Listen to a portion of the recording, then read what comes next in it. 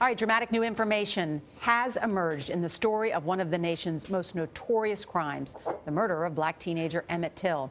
In 1955, a 21-year-old white woman named Carolyn Bryant claimed that Till made sexual advances toward her. Now, that claim led to Till's kidnapping and death. Historian Tim Tyson said the woman who made those accusations has broken her silence for the first time to recant her story. His new book, it's called The Blood of Emmett Till, examines Bryant's claims. It's published by Suman & Schuster, a division of CBS. Tim Tyson is a senior researcher scholar at one of our favorite places. That's Duke University.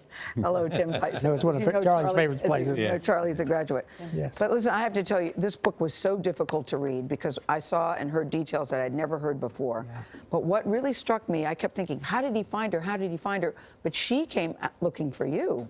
Yes, her daughter-in-law called me on the telephone and said she had read a previous book, Blood Doesn't Sign My Name, and that had given it to her mother-in-law, and that who was Carolyn Bryant, who I knew had not given an interview since 1955, hadn't said a public word about what had happened.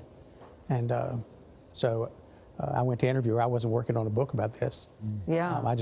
I'm a historian, so I was going to interview her and put it in the archive. And what's so shocking is to hear, because we've all heard the gory details, that he whistled at her, that he made a sexual advance towards her.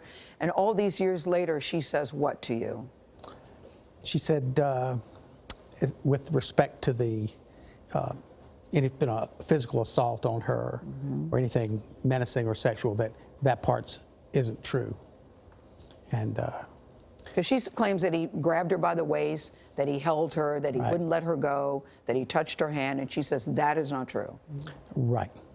But, well, touched her hand when they exchanged money for candy. Yeah. You know, I think maybe so, but I don't know about that. Had she been living this in a horrific way, knowing that she... Yeah. Well, she's far from the most important victim in the story, of course, but... Yeah, she had not told the truth. It's obviously been a great burden. Someone was and a pain. Brutally. She thought about Mamie a lot. Mamie is Emmett's mother. She lost Emmett's mother. She lost a son herself later, and she said always thought about Mamie. So why did she decide finally to make the call?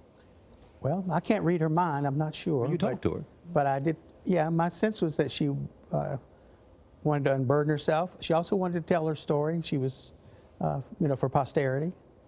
What did she say about Emmett's death and murder? She said nothing that boy did could ever justify what happened to him. That's right.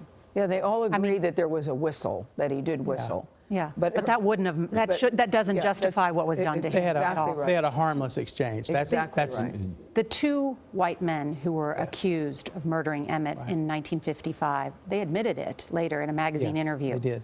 They were acquitted by an all-white, all-male jury, so they could not be retried. What did she say about them? One was her husband. One was her husband. One was her brother-in-law, who she described as being domineering and brutal, and not a kind man. It was they were not the only people involved in the lynching of Emmett Till. There were other family members and a family friend involved. So. She talked about her own being abused, right? She did not tell me she was physically abused. It was clear she was frightened of her husband. I suspected that was the case. He certainly was verbally harsh with her. She was 21. And he was quite angry that she hadn't told him immediately about this incident. Emmett Till was not from that area. He was from Chicago, which is a very important point in the story. If he hadn't been from Chicago, we probably would not know his name. Only because his mother, this was what was so interesting to me. His mother wanted to come forward because she wanted him to be seen more than just a victim. She wanted him to be seen as a human being. And she said, how do you talk to a boy who had only been shown love? Because she had a whole big talk with him before he left Chicago to go to Mississippi about what he should do, what he should not do. Yeah, like hundreds of thousands of African Americans in Chicago. She had Mississippi roots herself, was born there.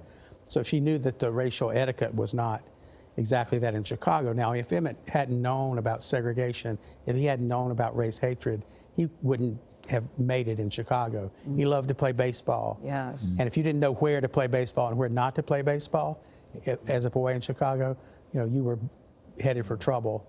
So how did this awful obscene, brutal death and the open casket Yeah. change civil rights?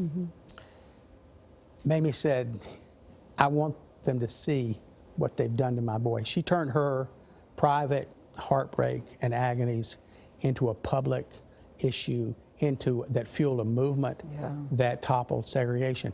And this created, really out of Black Chicago's strength, the powerful political machine, largest African-American newspaper in the country, and It changed Black everything. labor unions and progressive churches. They launched a movement that became a national movement that created the infrastructure that turned a southern, series of regional movements into a national civil rights movement. Rosa Parks in Montgomery heard T.R.M. Howard from Mississippi talk at Dexter Memorial Baptist Church. And she said 4 days later she was arrested, and she said, I thought about Emmett Till and I couldn't move. Yes. Yeah. You said white men had been killing black boys for years, Yeah. but this case was different.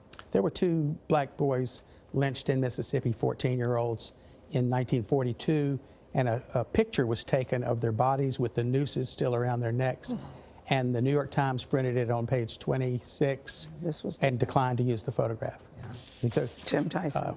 Yeah, it's a different era that this case did a lot to transform. Wow. Well, It's a very riveting, it's a very tough read, I have to say, but I'm glad you wrote it. Well, thank you. Very glad you wrote it. Thank you, Appreciate Tim. you having me. thank you, Tim. Good to see y'all.